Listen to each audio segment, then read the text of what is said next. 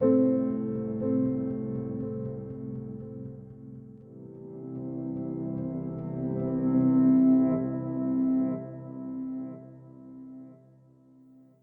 level of learning, Paper 7, The Solar War, by Penre, written on Thursday, October 24, 2013, edited by Professor Bob Stannard.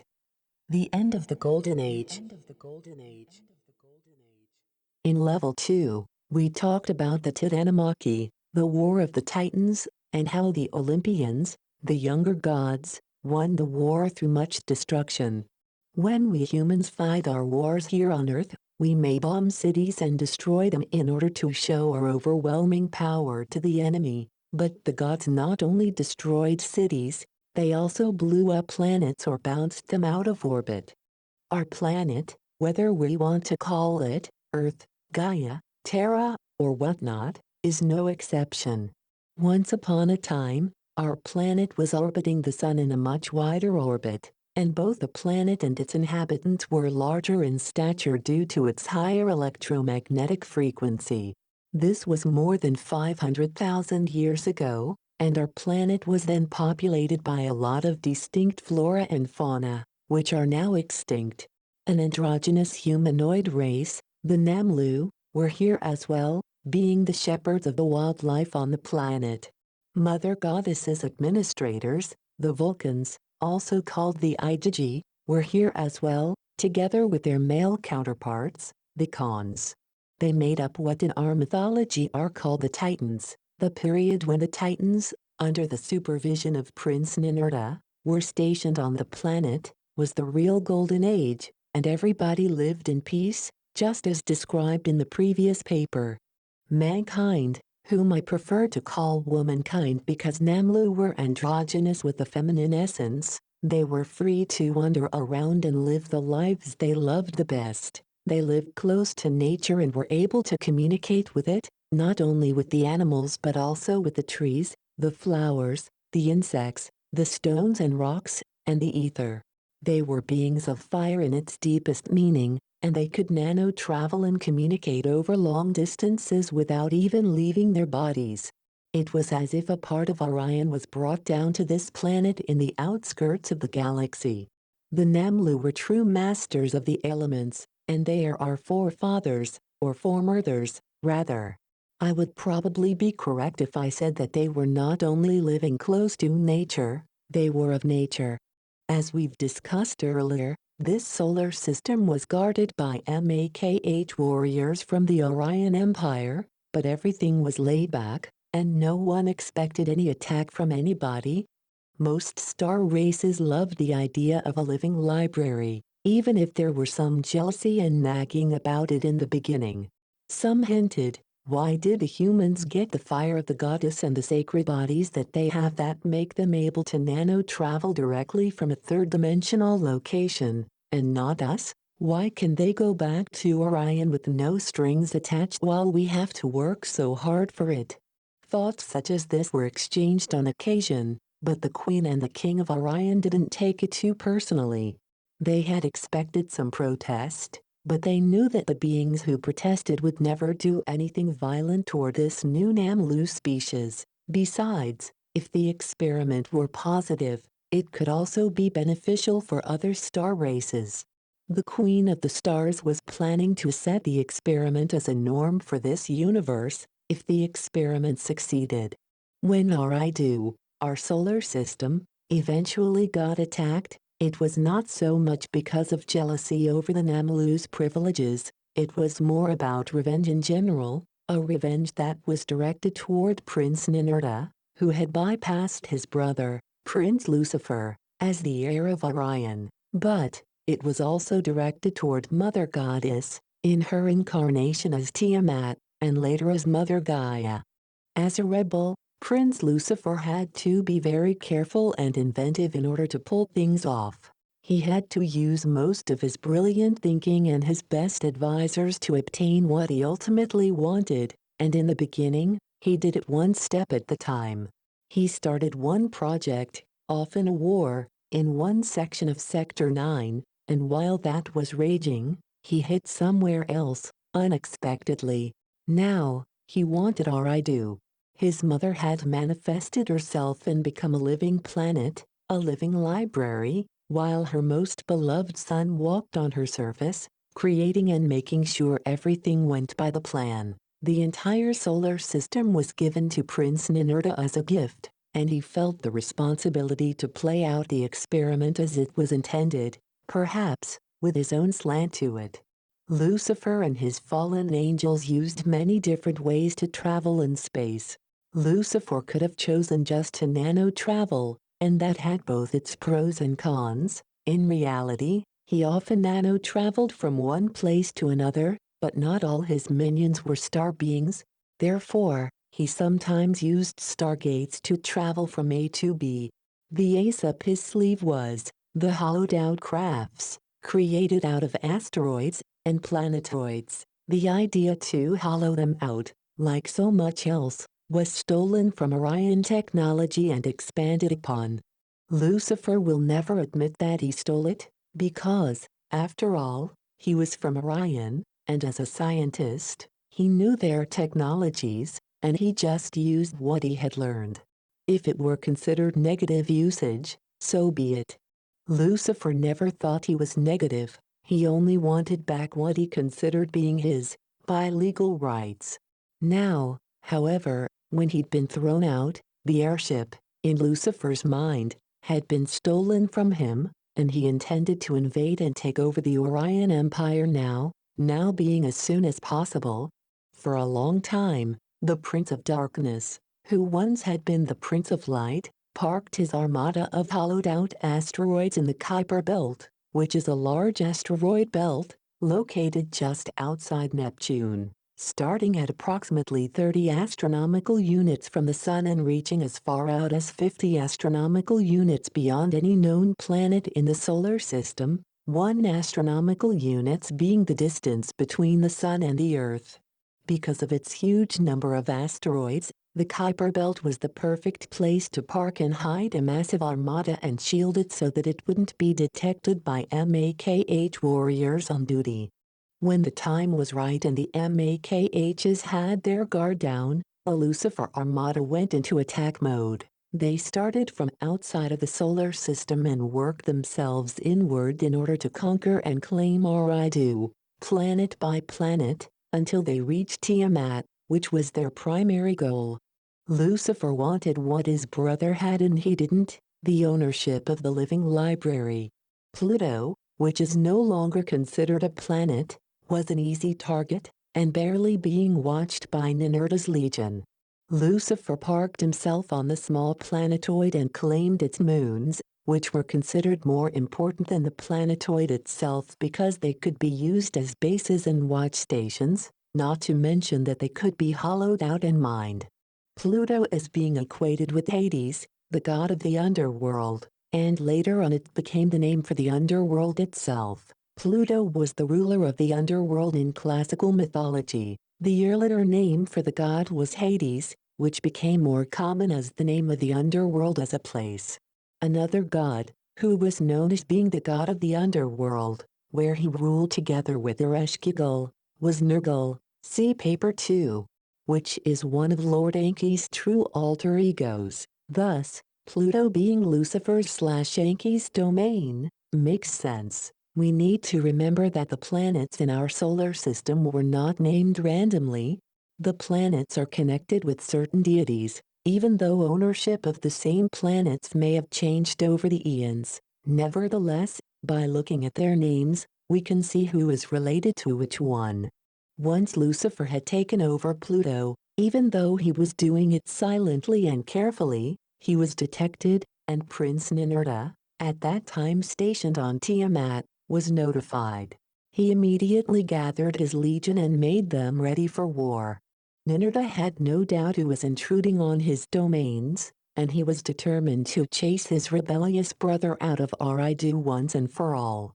A great space battle took place just outside Neptune. Archangel Michael, second in command, confronted Prince Lucifer for the second time. The first time he had managed to throw his brother out of the Orion Empire, and since then has been highly regarded as a brave and very skilled warrior. Once more, he showed his brilliant skills on the battlefield and his superior abilities to strategically place his troops in areas that would potentially take the enemy by surprise.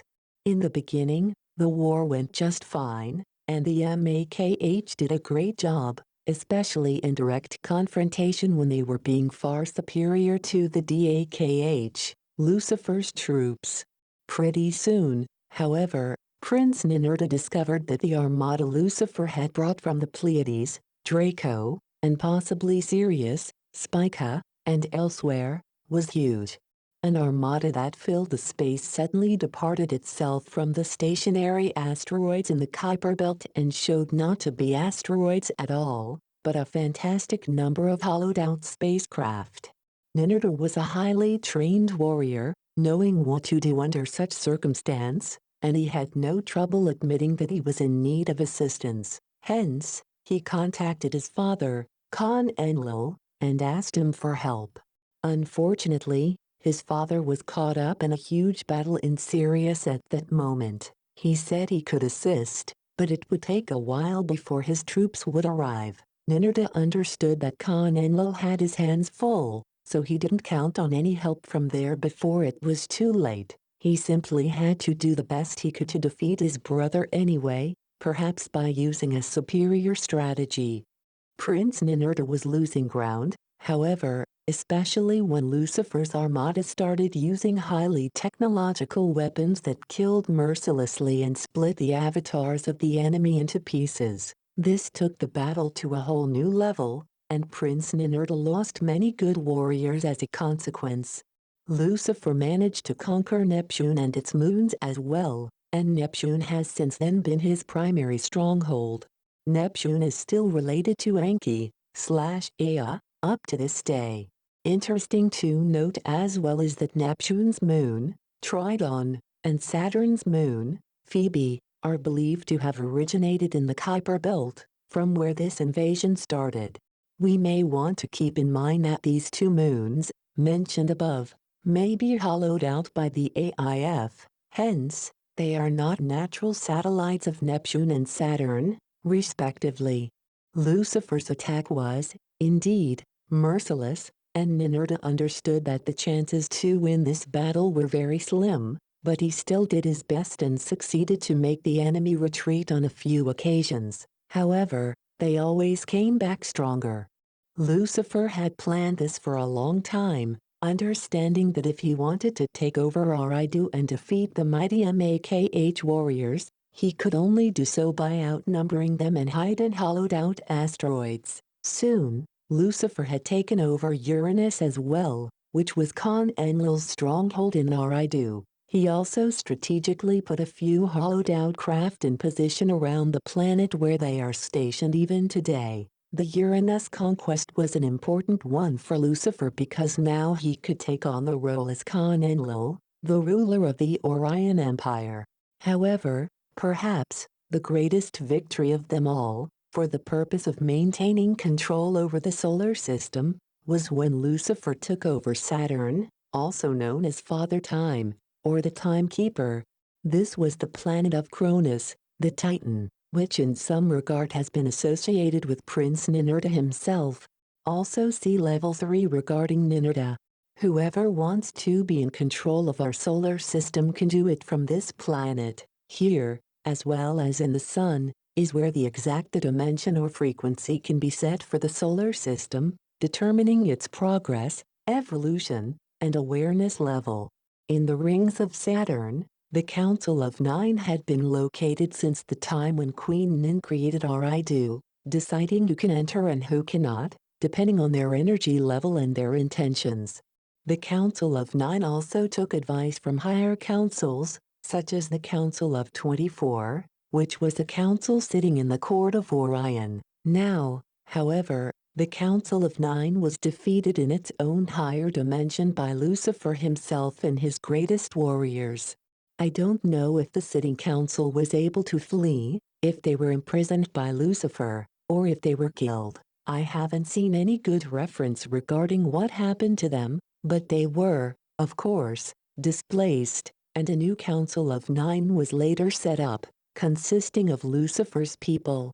Saturn is also very important for another reason. Scientists have just recently discovered some abnormality at the planet's north pole, as casually discussed in the previous paper. There is something looking like a huge hurricane, with the size of 2 Earths, NASA explains. Cassini has been in orbit around Saturn for 9 years, and we've been following this hexagon which surrounds the North Pole. It's bigger than 2 Earths, and it's a wandering jet stream. But it's been winter in the north, so we have not been able to see what's at the center of the hexagon. But now it's spring, and what we've found at the center of the hexagon is a Saturn hurricane. This is a view from directly over the North Pole, which is made possible by the orbit of the spacecraft which is now taking us over the pole. The winds are flowing at 300 miles an hour, which is 4 times hurricane force. The fluffy white clouds in the center are about the size of Texas. We can use special filters to measure the heights of the clouds. The red are low clouds and the green are high clouds. We call it a Saturn hurricane because it has the eye, it has the high winds, but it's different from an Earth hurricane because it's locked to the North Pole. And unlike a terrestrial hurricane, there's no ocean underneath, and that's one of the puzzles we are trying to figure out. It is interesting that there is an eye in the middle as well, something all hurricanes have, but there is no water underneath, so where does this eye lead to? Is it perhaps the same kind of eye as in the missing capstone of the pyramid on the back of the $1 bill? Could this eye indeed be the all-seeing eye of Mother Goddess and her son, Prince Ninurta, as the supervisor of Eridu, and then taken over by Lucifer, so that it now is known as the Eye of Lucifer? This is perhaps something to ponder, but it's getting weirder. Not only do we have an abnormal consistent hurricane blowing at the North Pole of Saturn, but this hurricane is in the shape of a hexagon.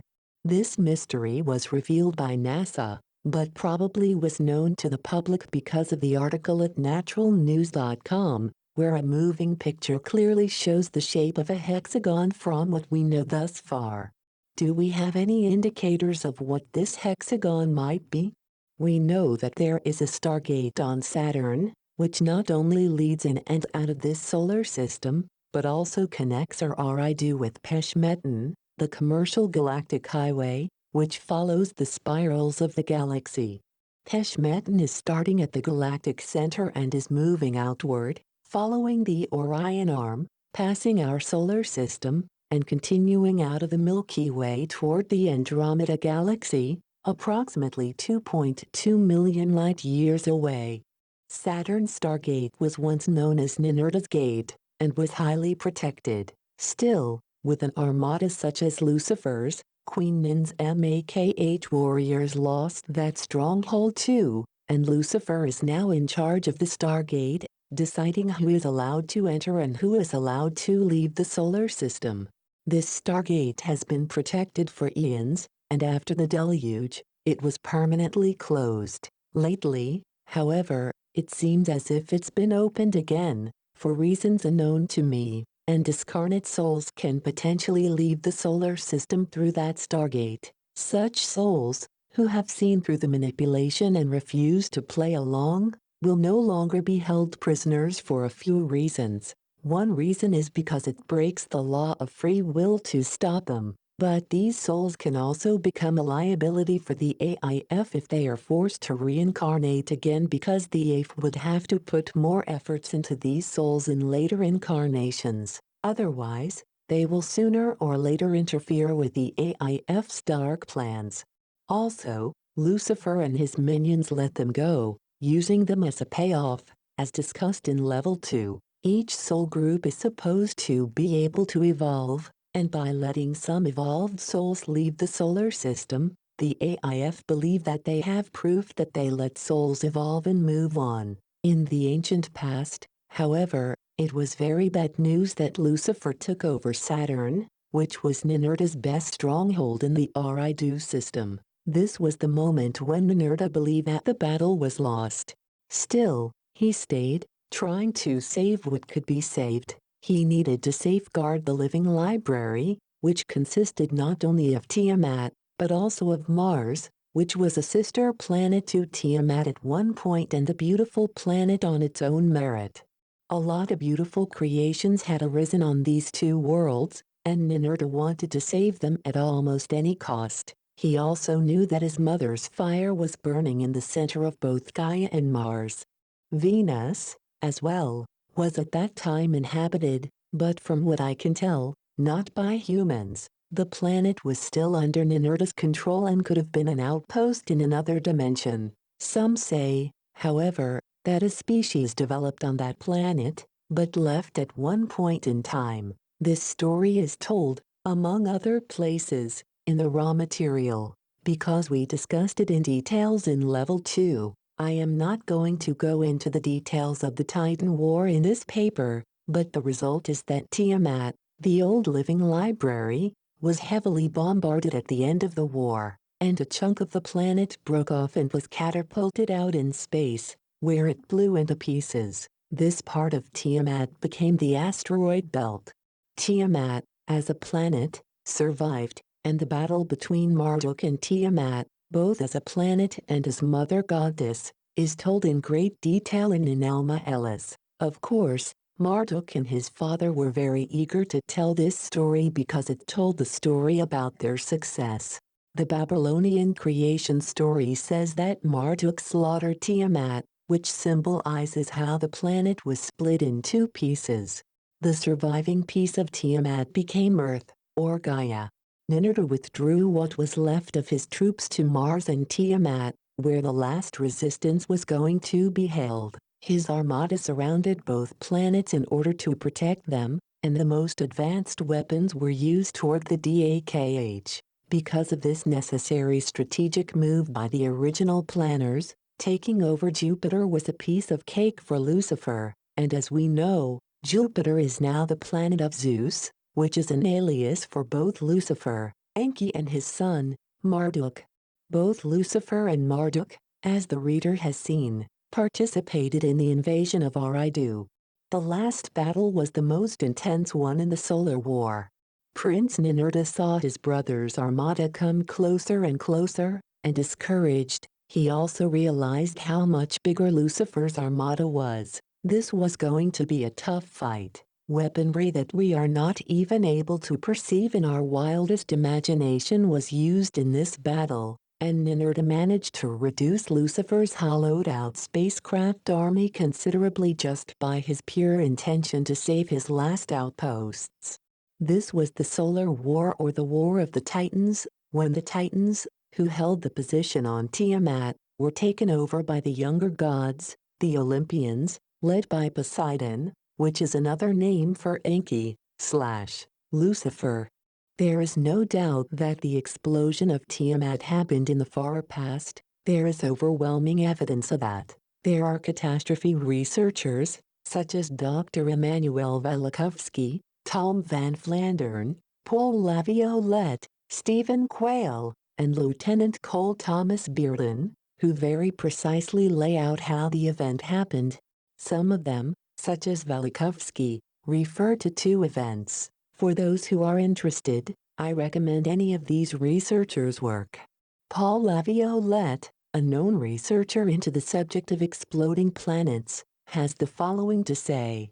The technology required for interstellar communication is the same as that used in particle accelerators employed by high-energy physicists for carrying out particle collision experiments. It is also the same technology used in particle beam weapons systems such as those developed in the Pentagon's Star Wars program, except in this case the technology would be employed for peaceful purposes, and to expand it further, which promises to vastly extend the present state of the art. This ID called beat wave plasma accelerator is able to generate 10,000 to 10 million times stronger than those used in the Stanford accelerator. Two powerful laser beams of slightly differing frequencies are projected into a gas plasma tube to produce a beat frequency wave that moves through the plasma at tremendous speed. Electrons surfing on this wave are then accelerated as the wave travels down the tube. A 10-meter-long accelerator of this sort is theoretically capable of accelerating electrons to 100 billion electron-volt energies. Then he concludes by elaborating on a question. Could a civilization possessing advanced field projection technologies perhaps even engineer an entire supernova explosion? By establishing a field bridge between the two poles of a star and inducing a resonant electrodynamic oscillation between these two linked regions, the star might be induced to explode. Clearly, a civilization must reach a high degree of maturity if it is so, wield such a technology. While it could be very beneficial if put to the proper use, it could also be used as a weapon of mass destruction if it fell into the wrong hands. La Violette could be right on target. Of course, these star beings know exactly how to manipulate a star, and they certainly can make it explode if they wish to. This gives us at least an idea of advanced weapons being involved in destroying a planet. La Violette continues to go into details about this and discusses phase conjugation, which refers to a mirror that can retrace the path in the phase conjugating mirror. This makes the photons travel backward in time. It has to do with the angle in which you fire the weapon. In the end, you get a weapon that, when set to a target, can't miss, even if it's remotely fired from, let's say, another solar system, thousands of light years away.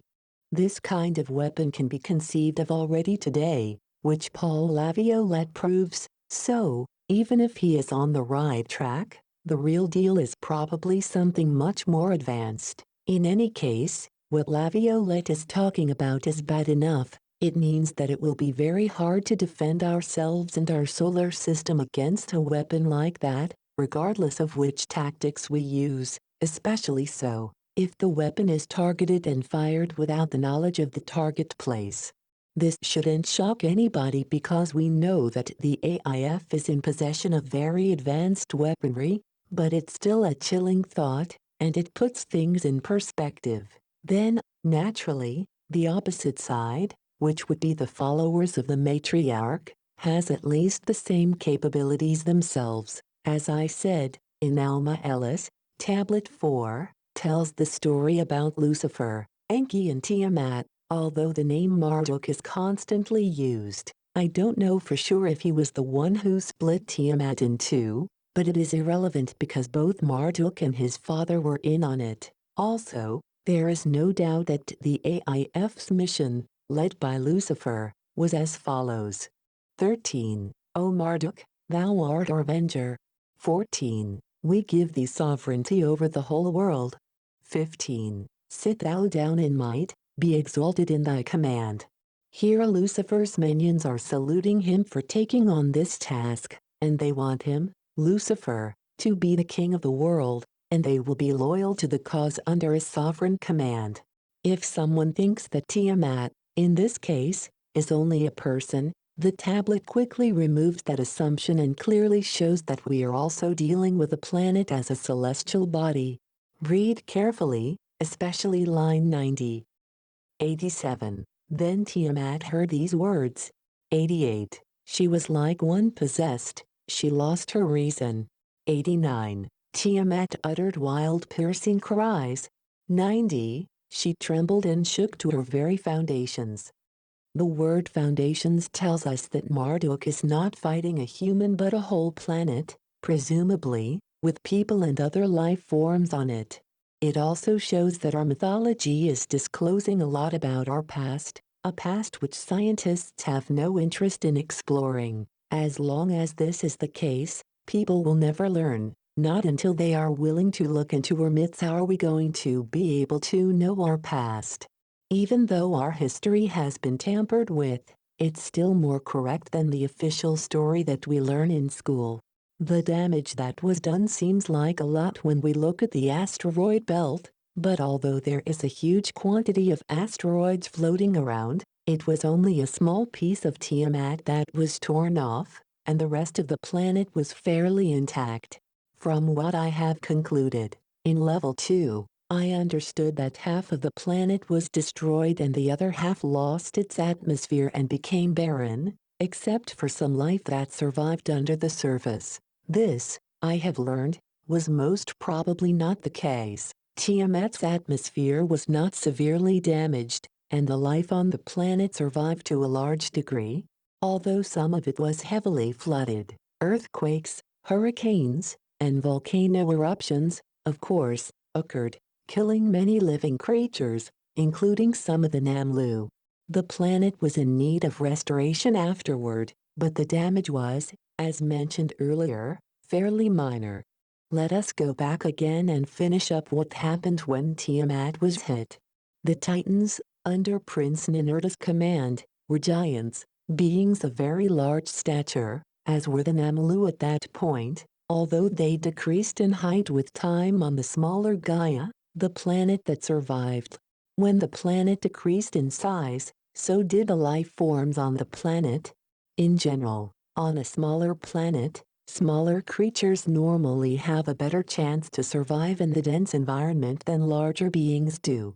Therefore, almost everything decreased in height after a while, even if it took generations until it happened on a grander scale.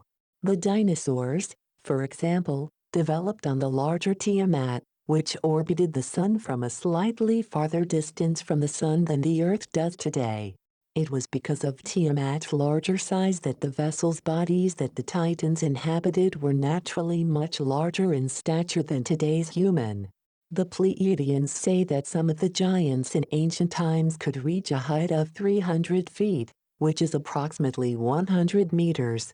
Stephen Quayle's research seems to verify this, as well. When Tiamat exploded, it created some devastating effects on the rest of the solar system. Planets were slightly thrown out of orbit, and Mars was hit by the debris, and as a consequence, its atmosphere was sucked out in space, and all life on the surface died, almost in an instant. Mars became the red planet, a desert world. Even today, we can see the scar on Mars' surface, where it was hit by the debris from Tiamat. This major event stopped the war for a while. Despite the fewer number of soldiers in his army, Prince Ninurta had fought well, and Lucifer's armada was severely reduced, and for a while, Lucifer had to retreat farther back in the solar system. This gave Ninurta some time and space to return to the wounded Tiamat to see how badly she was hurt. He found that although catastrophes had happened on the surface and land and water in some regions had changed location, many beings, and much of the living library in general, had survived. This was a big relief, and he and his helpers, the Vulcans, quickly restored and repaired what was needed in order to save the planet on a long-term basis. Tiamat was gone, but Gaia had survived, and so had Ninurta's mountain paradise. The armistice didn't last very long, however. Suddenly, Lucifer's armada had stationed itself around Gaia, ready to take over. The skies were filled with fire, and deadly weaponry was used. Ninurta knew that this was the end, and it was time to leave. He no longer had a choice. He hurried up to warn the rest of the surviving Vulcans, and some managed to flee with him, while some of them stayed on Gaia, unwilling to leave. They wanted to remain with the Namlu and the living library even if they would be killed. Prince Ninurta, followed by a crew of Vulcans and Makh warriors, fled through the Stargate of Saturn and returned to Orion in the last moment before Lucifer took possession of the gate.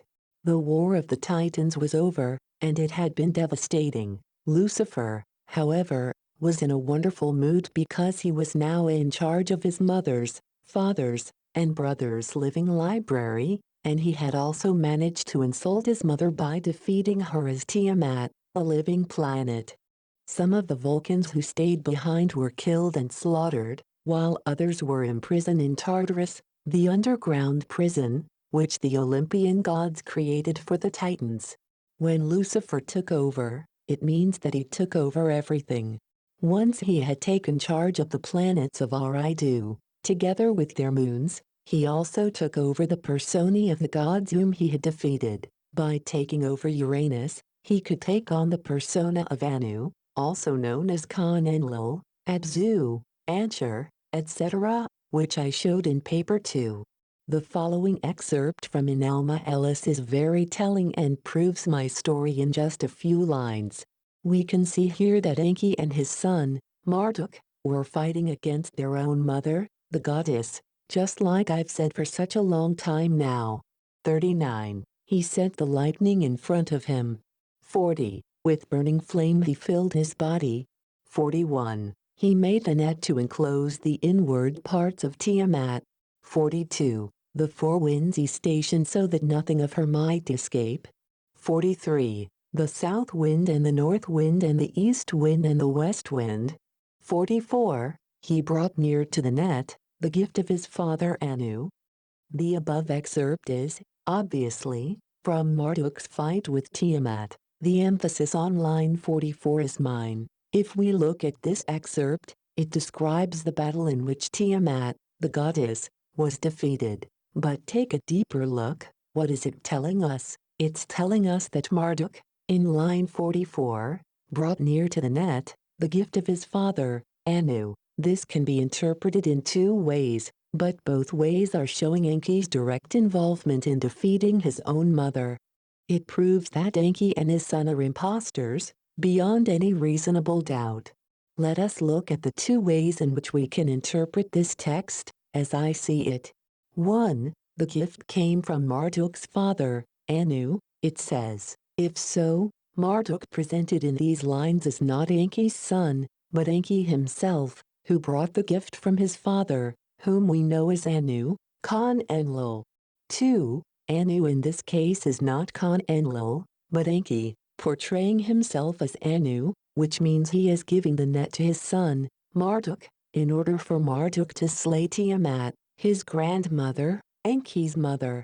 As the readers can see, it doesn't matter if we interpret the text as in number 1 or number 2, we still get a similar story, which means that both Enki and his son, Marduk, were directly involved in slaying Mother Goddess. The first line also talks about lightning, which is typical for Zeus, who is connected with lightning and thunder. Zeus, in general, is Lucifer, aka Enki, but on occasion, Marduk took on that name as well. I would still say that number 2 is the more correct interpretation of the two, because why would Anu, Khan Enlil, give the net to Marduk so he can slay his consort, Queenin? Hence, Enki is here portraying himself to the scribe as Anu, giving the net to his son, in order to make the process short when slaying Mother Goddess. We are going to see a lot of how Lucifer, Enki, after he took over Eridu, is showing himself off as one of the older gods, such as Father Khan Enlil and Mother Queen Nin, also known as Lady Nin. Although the forgeries are quite cleverly done, the truth becomes very obvious once we examine the records that we have at our convenience. Perhaps Sitchin thought he would get away with it because there was no internet when he wrote the major parts or his Earth Chronicles. And maybe he counted on that no one would care to check his work because they could not read the Sumerian language. Other impostors, such as Barbara Marciniak's Pleiadians, who are self-proclaimed Enkyites, promote both Sitchin and Michael Tellinger, slave species of the gods, in their recent lectures.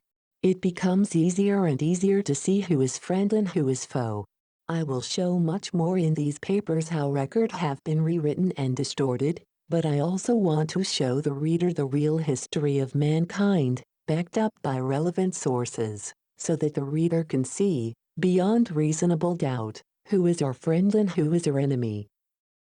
In the aftermath of the Solar War,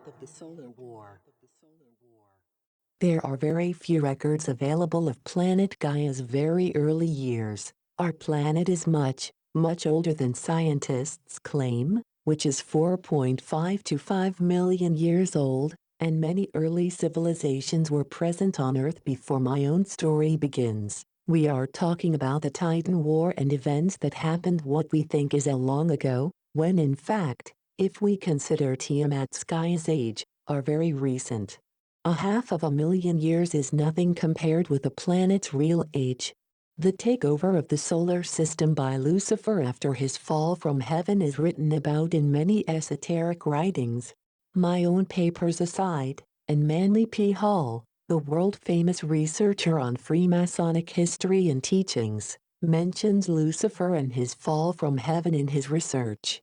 Dr. Joseph P. Farrell, who has been writing extensively about the Anunnaki and the exploding planet, says the following about Manly P. Hall's exposure on this subject in footnote number 30 of his book, Cosmic War, Chapter 9. It is worth noting that Manly P. Hall records that in some versions of the esoteric tradition, the solar system itself becomes Lucifer's realm following his fall and exile from heaven. Hall, page 473. Who the star races were that built those civilizations, we don't know at this time. Right now, for the purpose of this story, it's probably not extremely important, but depending on how these very early events turned out, it may have some unknown effects for us on today's events. If so, I'm sure that the history of these very ancient civilizations will be revealed someday. What we know is that long before Lucifer landed on Tiamat, it was inhabited by titans of impressive stature, and they were here on behalf of the goddess. In charge of Terra was Prince Ninurta, who created the first golden age, which lasted for a very long time. We can now, with all the overwhelming evidence out there, comfortably state that there was a planet in our solar system, which exploded. Although scholars are divided regarding details about this planet, I am saying, with quite some certainty, that it was a predecessor of our own planet Earth. Scholars, such as Laviolette and Velikovsky, say that planets just don't explode by themselves, unless someone makes them explode, and they both spent a lot of time to scientifically explain why this is the case. Of course, then the question arises, who had such technology that they could make a planet explode? Certainly not mankind. It becomes obvious that the exploding planet must have been destroyed with extremely advanced weaponry of such a kind that we humans, up until this day, can't comprehend its power. Zechariah Sitchin, the Pleiadians, and a few other sources indicate that the Anunnaki landed on Tiamat around 500,000 years ago, so this is the time span I've been working with as well throughout all the levels of learning. The explosion of the planet is also, by most scholars, said to have happened around that time. Lucifer's punishment for rebelling against his parents was expulsion from the court of Orion, the so-called Satania, the inner sanctions of the Orion Empire and the KHAA, but that doesn't mean he couldn't move around freely in other parts of the universe. Tiamat was Prince Ninurta's designated domain, his own Garden of Eden, in fact, the first Garden of Eden, but his brother had defeated him in a devastating war, and Tiamat, now being called Gaia, or Earth, was now his domain, or rather, that's what he wanted to believe. Orion laws are not very different from ours when it comes to theft. If you take something that does not belong to you, without permission, you're a thief.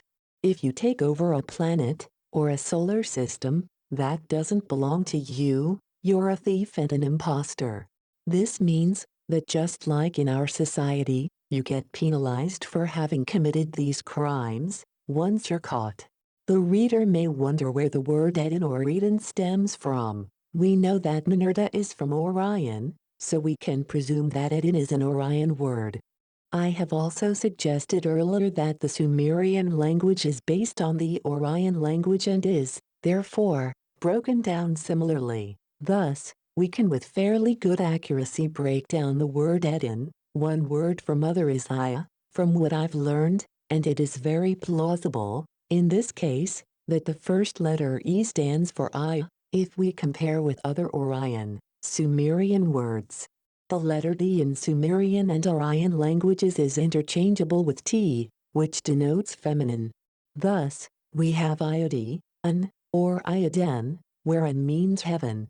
The Orion Empire, as we discussed in level II, the Garden of Ioden, the divine, feminine mother of heaven, The Orion Empire, then with time became Eden, or Eden. We are talking a lot about planets as real estate, and I spent a lot of space to explain this in Level 1. Planets, and even more so, star systems are taken over quite often by conquering races, and according to the Pleiadians, conquest is a part of the development in more advanced civilizations. I also explained that if a conquering race takes over a star system, they consider themselves being the new owners. This needs some further clarification. Theft is theft, no matter how we look at it, and if a planetary race is evolving, it is considered a high crime to interfere with its species' evolution. So in that sense, conquering races are out on very thin ice. A conquering race who takes over such a planet will later have a very hard time getting into the universities and get access to the upper levels of the electromagnetic spectrum. Before they can get in, they have to make a lot of amends.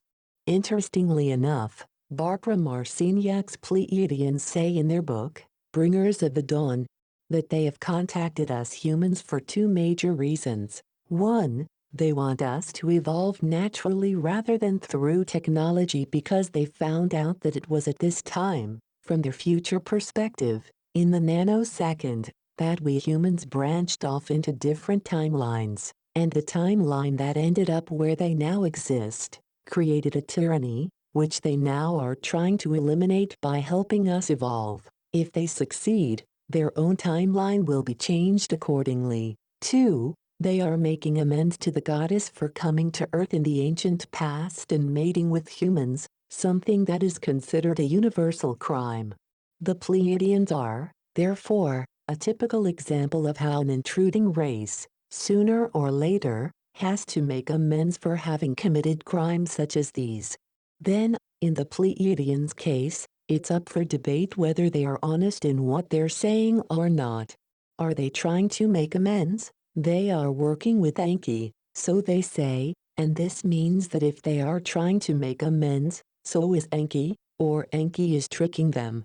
So far, I haven't seen any evidence whatsoever that Enki is making amends, quite the contrary. At any rate, if a conquering race takes over a planet that is abandoned or barren, it's okay for them to claim it as theirs, if they first ask for permission from any star race that may live in the sun of that solar system.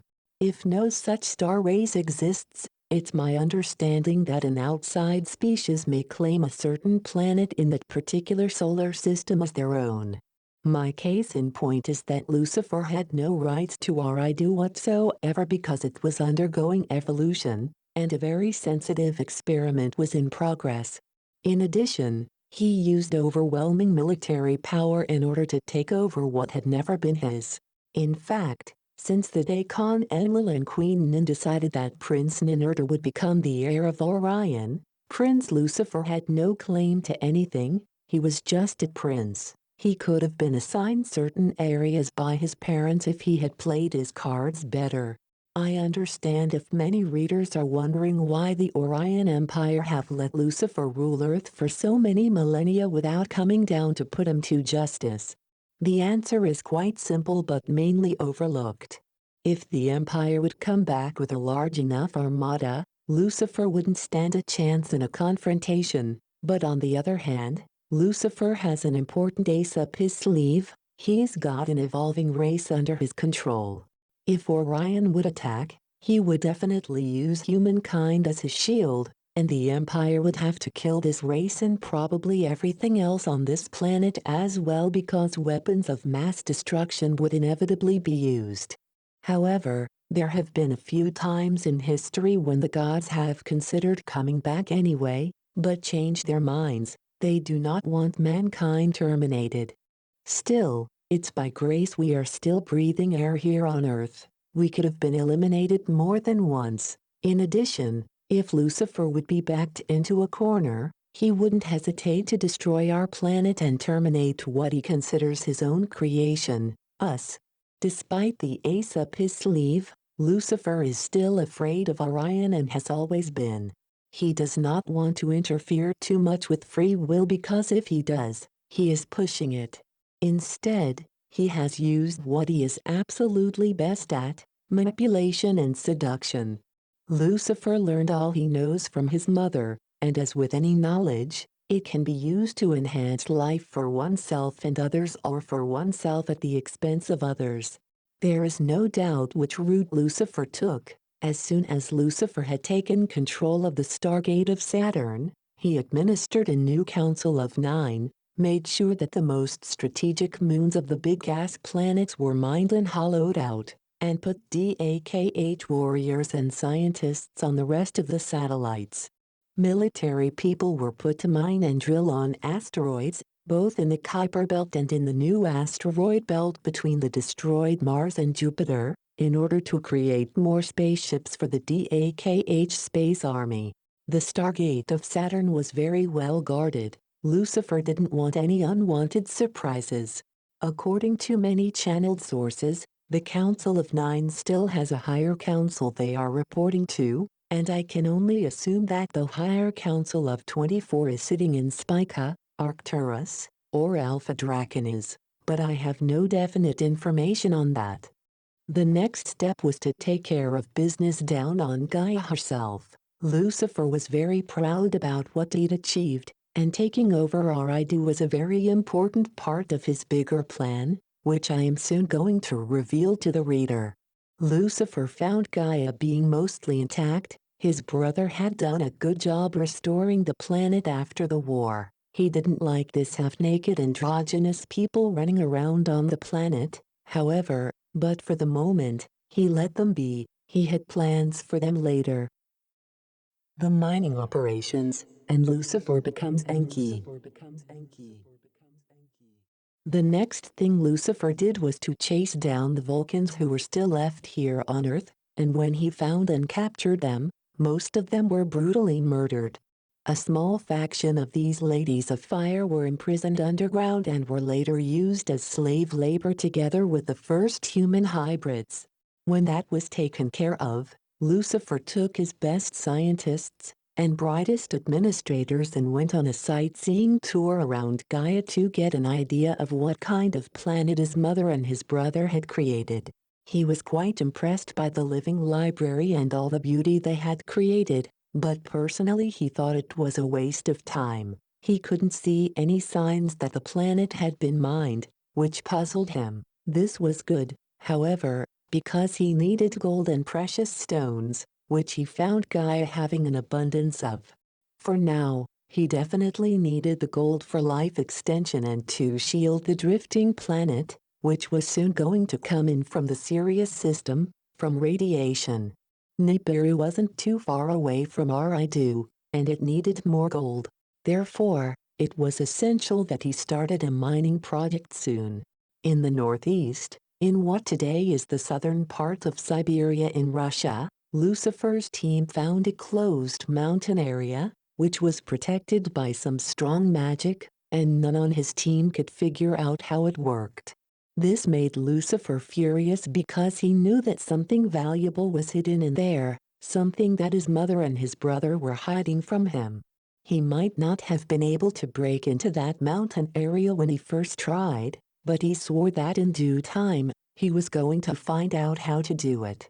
It was in South Africa, however, that he found the real gold mine, literally and figuratively.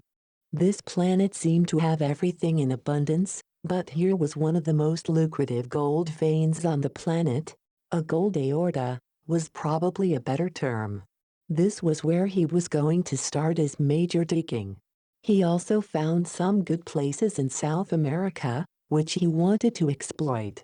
Lucifer returned to his home, located in the area where the Tigris and Euphrates rivers ran in Mesopotamian times. This is where he had his palace, which in Akkadian days became known as Abzu, after Abzu, which was his father, whom he considered he had defeated in the Titan War. Abzu was one of the personae Lucifer took over. From Abzu he also took his name Ea, which was one of the names he was known under during the Akkadian times. However, because he foremost thought of himself as the self-proclaimed Lord of the Earth, Lucifer doesn't call Earth Gaia, he calls it Ki. He was known as Enki in the early days, before the Akkadian, Babylonian Empire arose. Un, meaning Lord, and Ki, meaning Earth. Therefore, Lord Earth. Because Lucifer is an impostor and not the Lord, or King, of the earth, the title Enki is highly inappropriate, as is Ea, because he stole his father's domain and has no right to claim the name and title, Abzu. I will still call him by these names, for historical reasons only. These are the main names or titles Lucifer was known by in the old stone tablets, clay tablets, and scrolls. However, and this is very important to understand, as we saw in paper 2, Enki used an array of names and titles, which has made it extremely hard for scholars to get the story correct. I am sure there were those who were on the right track, but they were heavily suppressed and intimidated by the establishment and never got their work published. Those who did get their work published were those who were willing to follow the directions from the establishment and their superiors. By now, we all know the main story of what happened here on Earth when Enki started mining in South Africa. In the beginning, he was using his own people, who were working day and night to mine gold and precious stones. The remnants of these ancient gold mines are still evident in South Africa today, as gigantic holes in the ground. The mining procedures are told in details in Zechariah Sitchin's books, and he got at least the major part of that story correct from what I can see in my own research.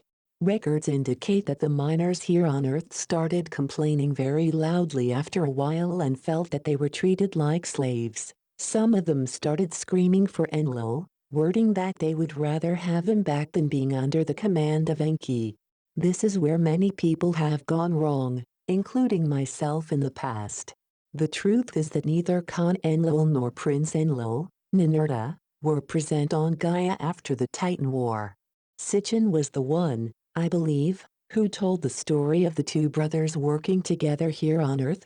And that is not correct. Why would Khan Enlil or Prince Ninurta be here, working together with Enki, when they were arch enemies? It didn't happen. This doesn't mean that Ninurta and Khan Enlil were not in contact with Enki. They were, but rarely in a 3D physical form. When they were meeting in the physical, it was always outside Eridu. They did, however, communicate in different ways with Enki and his team, as we shall see, without being physically present. The problem often lies in misinterpretations of records, falsified records, and Enki and his cohorts taking on the personae of the gods and the goddess, when none of them were here. Of course, many of the conflicts and internal battles that went on between the gods did happen, despite the fact that Enlil and his side of the royal bloodline were absent from Earth. The thing that is missing, however, is that many of the conflicts described in Sitchin's work, and others, did not happen here on Earth, but in other places in the cosmos. This is an entirely new concept for most people, but we will, of course, discuss much more of this as we go along. At first, Enki didn't listen to the moaning and groaning from his workers. I would call them slaves, because they produced a lot of gold and precious stones. Therefore, Lucifer gave them his deaf ear. Then, when Nibiru arrived in the solar system, Enki was ready to help them with their radiation problem. The gold that had previously been spread in Nibiru's atmosphere was almost gone, but now Enki had gold in abundance and could create a good protective shields around the planet. Thus, the inhabitants could come up to the surface after having spent most of their time underground. Normally, we hear the term Sar, pronounced Shar, when people are talking about Nibiru, where Sar equals 1 Nibiru year, which is about 3,600 Gaia years. For simplicity, we are going to use the same term here, although it was only at first that Nibiru was orbiting Sirius and Eridu, respectively, on a somewhat regular time period. Later on, Enki made Nibiru into a giant warship, and from there on, the planet could be maneuvered like any vessel in space. Eventually, the miners started rebelling against Enki, and he had increasingly difficult time keeping them in check. This also corresponds with the time when he decided to go up north again and figure out what was hidden behind the mountains that were protected by energies stronger and stranger than any spellbound energies that Enki had created or encountered before. So, once again he gathered his best people and went on another expedition to the mountains, which protected what today is Lake Baikal in Siberia. What happened once Lord Enki had managed to sneak into what is considered the Garden of Eden, or Eden, in the Bible is also told in the old Sumerian records as the Orion and the Artemis story. In the next paper, I want to tell the original story and add my own comments to it because it is very revealing and teaches us a slightly different version of what happened when Satan manipulated Eve to eat from the tree of knowledge.